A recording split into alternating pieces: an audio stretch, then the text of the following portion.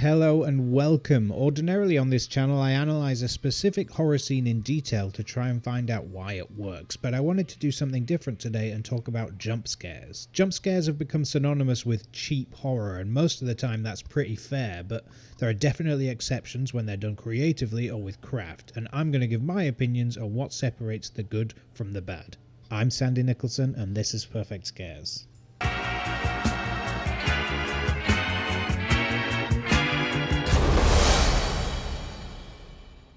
I talked in the Hereditary video about the fundamental emotional equation of scare, that is, surprise plus danger equals fear. As we're going to discuss, that's not all there is to it, but it's definitely a good place to start. I'm going to start off with a famous, pretty good jump scare from modern horror.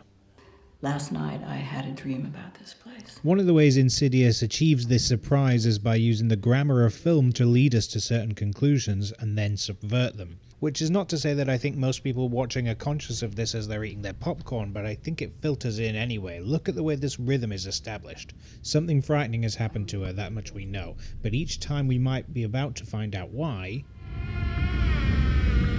I knew I was asleep. we cut back to her telling the story and him being unfazed.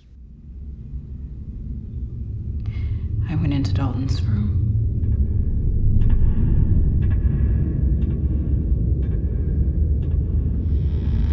We're about to find out more when back to her and him being unfazed. It was standing there in the corner. Just a moment to acknowledge how well staged this is. The position of the door hides the reveal until... Now that's already not bad. There's something that's always unsettling about stillness, and him just waiting there is creepy, but the story's not over, and that means something else is about to happen. Here's where it's clever.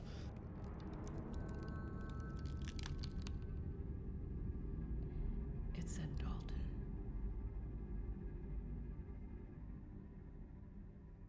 Through the rhythm, we've been told to expect the next scare to be inside that room, but instead... that's subverted when our old place of safety, his dismissive look, is now the place of the danger, and that's where the surprise comes from. A very well executed jump scare, ignoring the ridiculous door creak.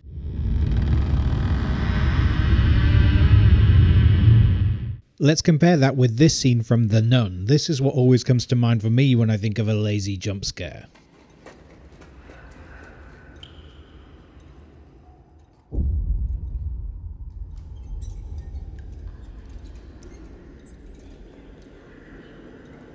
Sister, please. This way.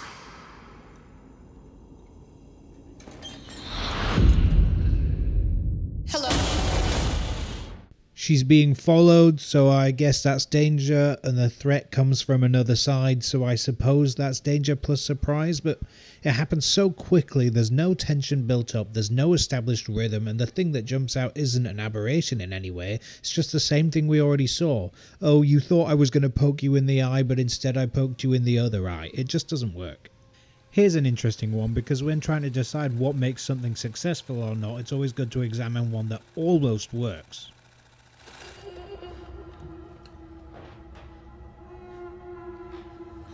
Who are you?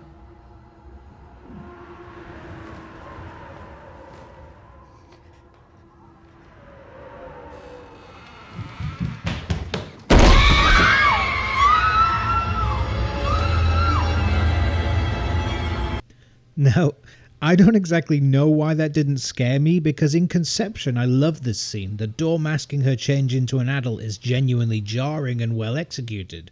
I think it might have something to do with us being distracted by the unnecessary wind and the way that the movement of the door's too slow to seem like the wind's blowing it shut, and also simply that the run isn't long enough to develop the necessary crescendo of dread. Plus, even though conceptually I think the surprise element here is fantastic, there's no danger because, oh, she's gone. There's a man in back of this place. I'm going to save this one because I want to do a whole video on it soon, but suffice to say it breaks all the rules and it's still terrifying. Here's one from Wreck, one of the most frightening films I've ever seen. This one's harder to do as a clip because part of what makes it work is that after the absolute hell ride of running, screaming and dying we've been relentlessly put through up until now, we're just not emotionally prepared to find a safe space only to have this happen. Grabaré lo que haya.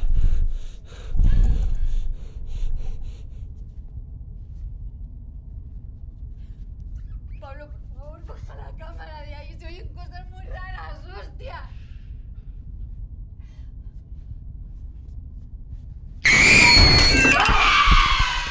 This is one where the speed with which it's gone and the naturalistic lighting really add to it, and the way that the camera rotates in little staggered movements instead of the smoothness we'd ordinarily get makes it feel really authentic, plus there's the extra spike equilibrium spice that it's a child. Finally, let's look at what's often considered to be the best jump scare in history.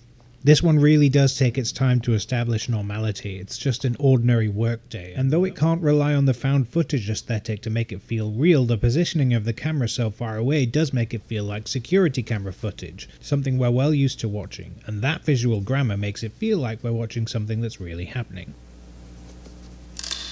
Strange noises in these scenes are nothing new, but the stillness of the camera, the electrical hum of the lights, and the matter-of-fact way she explores really add to it.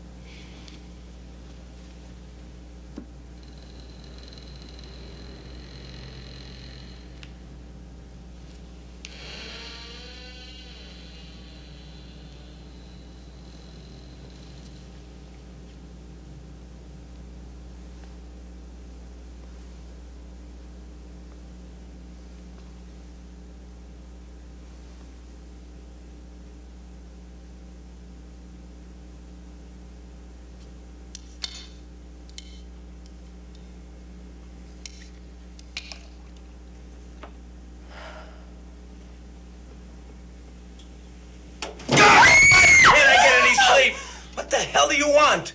There's a false scare to release the tension, a very common technique made famous by flying cats everywhere, and then... Sorry. You're sorry. I think you do this on purpose.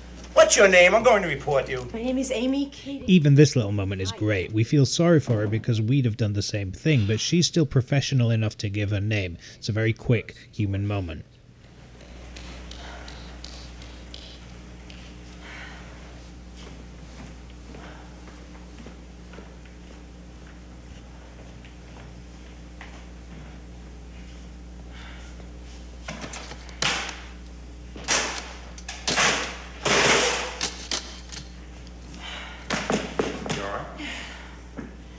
Yes, I'm fine. I'm just a little jumpy. That's all.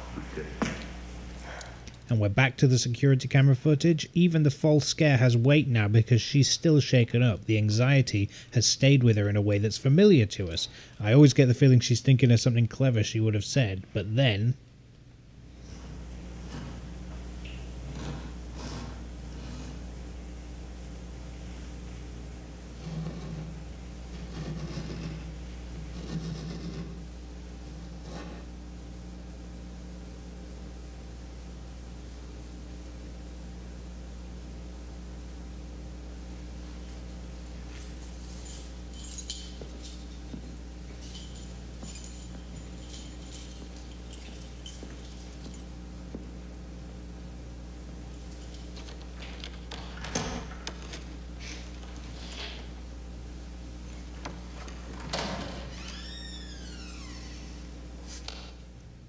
we don't follow her. which is great because it makes us even more eager to know what's happening. I also love the way the security guard carries on, because this is just a normal day for him. He's not involved in this scare.